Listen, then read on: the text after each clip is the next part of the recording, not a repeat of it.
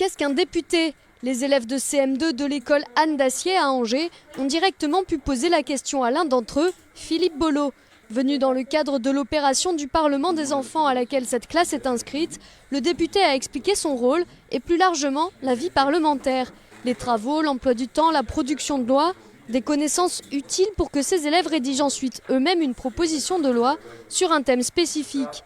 C'est le but du Parlement des enfants, les impliquer dans la vie politique. Si leur proposition de loi est retenue par le jury, Philippe Bolo ira lui-même la défendre à l'Assemblée nationale.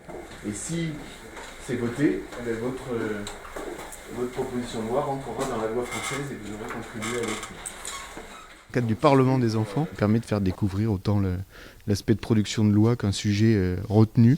Et cette année, le sujet retenu, c'est l'alimentation durable et équilibrée. Pour approfondir ce thème de l'alimentation, Christine Stein, conseillère municipale à la restauration, aux filières courtes et au marché, ainsi qu'une étudiante à l'ESA et apprentie à l'ADEME, étaient présentes. Et l'alimentation durable et équilibrée, c'est bon pour la planète, pour le vivant, mais aussi pour nous.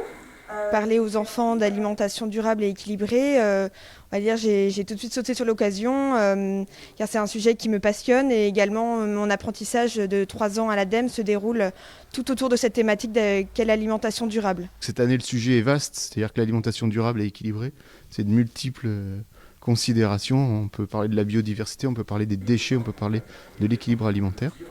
Je pense que le vrai travail commence maintenant. La première étape, elle a été lancée ce matin, le sujet est posé, on sait de quoi on parle.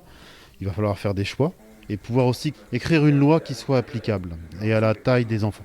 En quelques années, c'est la 5e fois que Raphaël Léon accompagne ses élèves de CM2 à rédiger une proposition de loi dans le cadre du Parlement des enfants. Cette année en France, plus de 500 classes de CM2 participent à cette opération. Mais à la fin, en juin, une seule proposition ira jusqu'au vrai Parlement.